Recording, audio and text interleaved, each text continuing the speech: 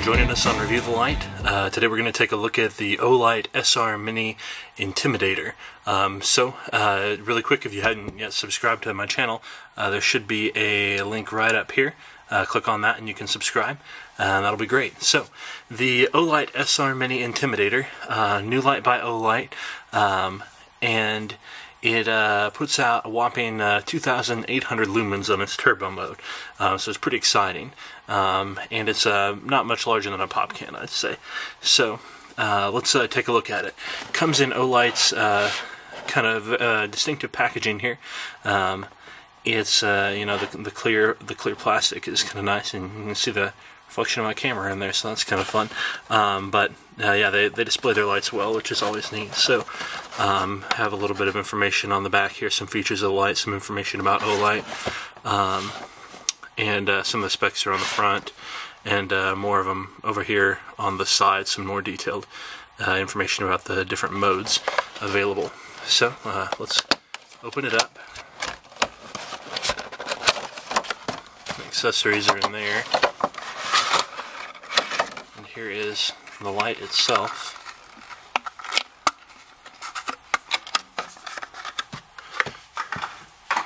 And with the accessories, you see that there's the sticker here, if I can get the light to get off of it. It says a prolonged bezel is included here as a gift. I don't think that's a standard accessory, but it was put in this package.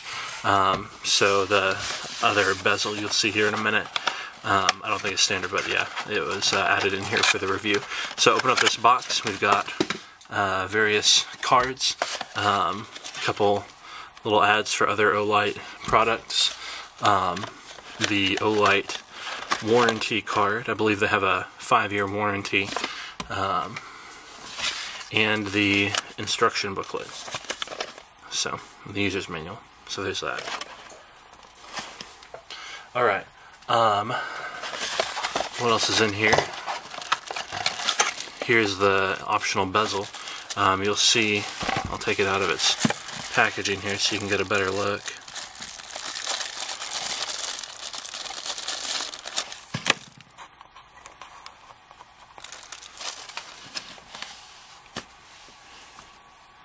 You see it's got these protrusions here on the bezel, and we'll get to why that's interesting in a minute. In the bag are some extra screws there. It also comes with a little hex wrench because the bezel isn't just screwed on. We'll take a look at that in a minute. Also in the box are the holster, some spare O-rings, lanyard. That's it. So just a look at it in its holster here. Slides right in, Velcro down, and here's the attachment here, just this little strap on the back to put it through your belt or whatever you like. So the lanyard has this clip which can attach right there if you want to have the lanyard with it. I'm not a big fan of lanyards, so I'm going to set that aside.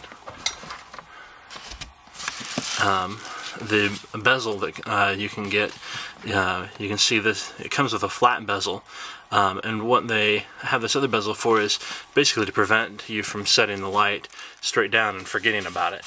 So with the big heat output of the light, you can either run down your batteries very fast or put out a lot of heat unnecessarily. If you have the light on, maybe on high, and you set it down there, and if you can't tell that it's on, it'll just be there like that, and you won't be able to, might not notice. So this bezel here, you can unscrew at these 4 points the bezel that's included, and screw on this one. And the idea is that then it will not stand on its head without you noticing that there's light coming out of the sides. So that's the point of that.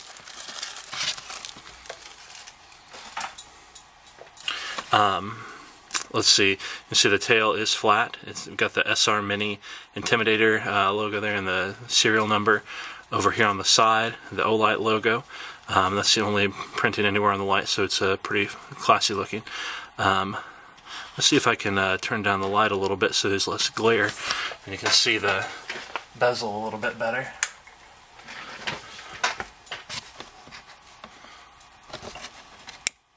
There we go.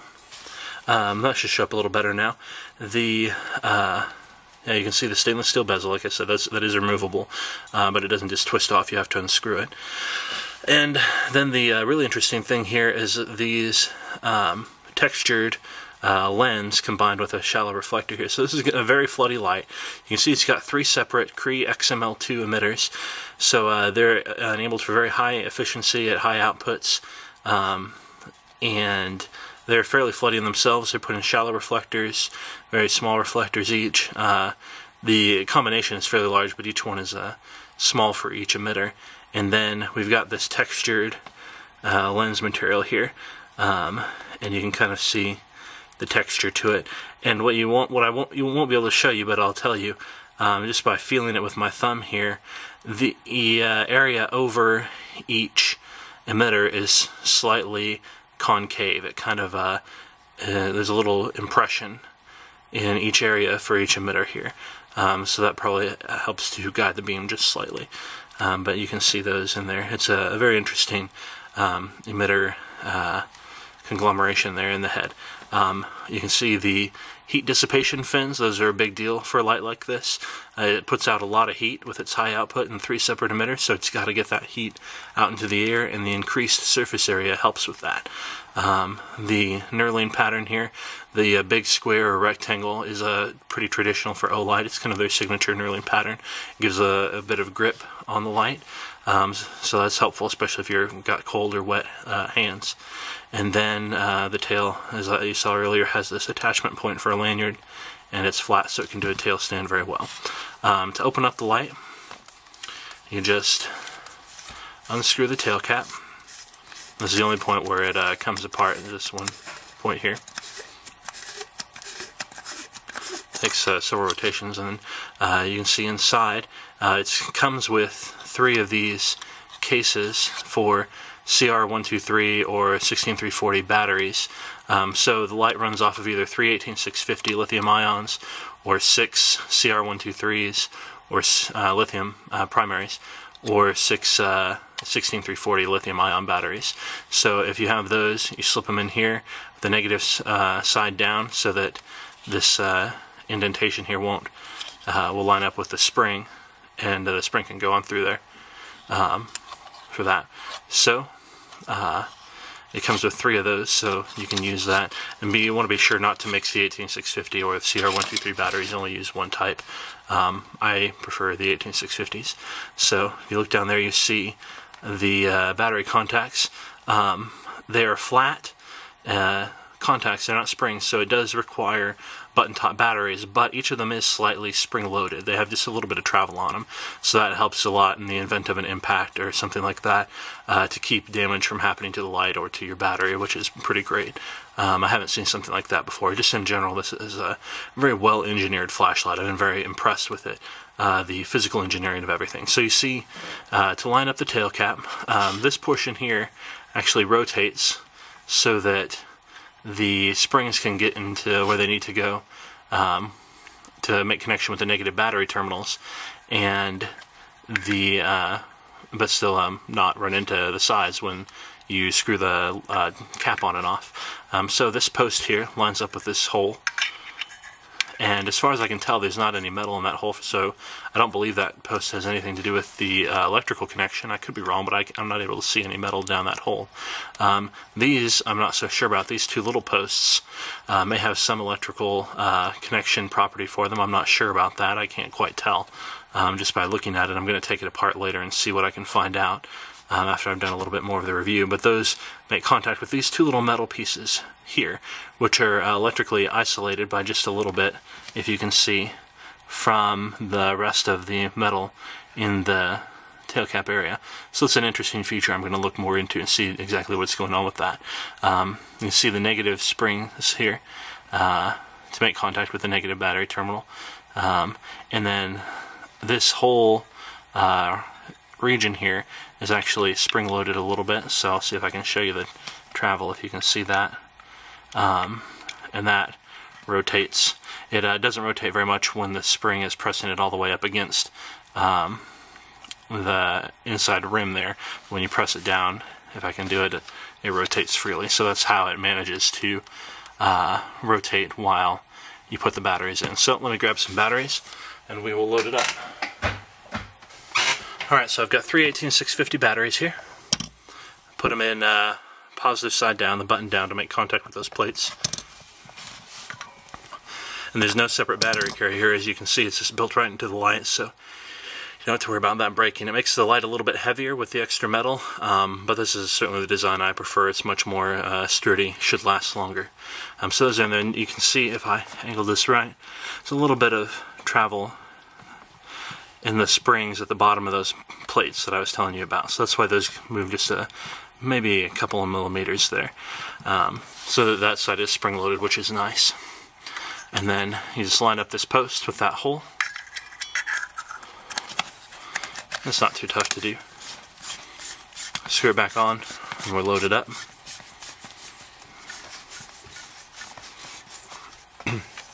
Okay, so this side switch is the control for the SR Mini Intimidator. A single press turns it on. There we go. You can see it's very bright, and I apologize the bluish, just due to the white balance on my camera. It's a pretty clean white in real life. And if I do a double click here, well, so just a single click turns the light on and off. I'll show you whenever the light's on, if I can get it to focus, is this green light comes on the switch. So here, let's see what I can do to improve that situation there. Here we go. I can see a little better with the light on dim.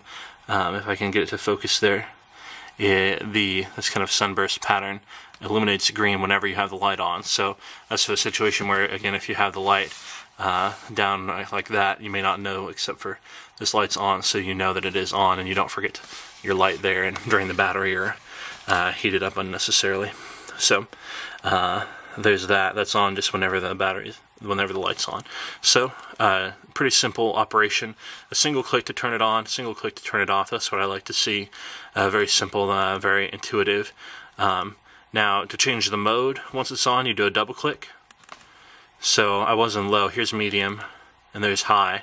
You can see that's a lot of brightness. So I'm going low, medium, and high. This high is about 1200 lumens, so that's about 600 from each emitter. And the heat is going to build up after a little while here. So it's important, if you can, use this either in a well-ventilated area or be holding on to it so that the heat can transfer into your hand and get out away from the emitter so they're not damaged over time. But yeah, so to turn it on, you just rotate through the modes with a double click. So we've got low, I'll back up a little bit so it's a little easier to see. Low, medium, and high. And you can tell it's very floody. There's no real discernible hot spot. That texturing combined with the shallow reflector ensures that. And then from any mode, while the light is on, holding down on the switch turns on the turbo, which you can see is also very bright. And at this point my camera is pretty much washed out, so to see just how great that is, we'll take it outside later. But from any mode, so right now I'm in low, and as long as you're holding down on the button, it's in turbo mode. And then when you release, it goes back to whatever mode you were using before. So this, in my mind, is a true turbo setting. Turbo, in my mind, carries the connotation of something you're not able to maintain for very long, but it's all you've got. So that's the 2800 lumens turbo setting whenever you're holding down. That's from any mode. So here, if I'm in high, if I hold down the turbo for a second, you see it gets brighter for the time and then returns when I release. The turbo mode isn't something you can just leave it on. You have to be holding down in order for it to do the turbo mode. So whatever mode you leave it on when you turn it off is the mode it comes back on in, so that's low. And say if I leave it in high, turn it off, it comes back on in high. So that's the mode memory. So that is the user interface for the SR Mini Intimidator. If you stick around for a minute, we will take it outside and see how it does in the dark. Hello and welcome back to Review the Light. We've got the Olight SR Mini Intimidator here in my backyard. We're going to see how it does back here. So I'm going to turn it on, and you can see the green light there that indicates that it's on. Pretty fancy. So let's see what mode we're in here. Here's low, medium, and high, and again I'm just double clicking to go through each one of those. And there's turbo. So unfortunately my camera adjusts to the brightness fairly quickly, but you get the idea. So very floody beam. You can see it pretty much just lights up the whole backyard. If I want to look at some trees nearby, I can see those very easily. And there's a turbo mode. I can just see pretty much everything I want to see anywhere nearby, and even pretty far away, just due to the sheer amount of light putting out. Now this doesn't throw excellently because of its shallow reflector I'm sorry, not a reflector, but the shallow optics and the texture to them. But it is very good for throw, just because of its sheer output, a lot of lumens coming out. So stick around a second longer and we will take it out to a nearby field. Hello, welcome back to Review the Light. We're going to have a little fun here. We've got the Olight SR Mini Intimidator here in a urban field behind a playground. So we're going to light it up and try not to hit any houses with it. If you remember, it's controlled by a single switch. You probably can't see me holding it up very well right now, but as I turn it on, it'll come back on in whatever mode I was using last. So nothing too intense. Looks like it was low mode. You can see the design there on the switch that this light is on whenever the beam is on, for the purpose of if you happen to tail stand it and you don't have the crenellated bezel, you don't forget that it's on, and let it overheat or run the battery down. And it also just looks pretty cool. So there's that. So low mode, you can see we've got a pretty smooth beam. You won't be able to see it out here, but you saw it earlier in the video. Here we go. There, now you can see it. My camera adjusted. So the lens and optic system combined there. Pretty shallow, small area for each emitter, and it's got that texture on it, which really smooths out the beam a lot. So it makes you can see a very smooth beam there, and just a very, not even really a definable hot spot. It's definitely brighter in the middle, but fades off very gradually into the surrounding area. So good floody beam, a lot of light. So we'll go from low up to medium.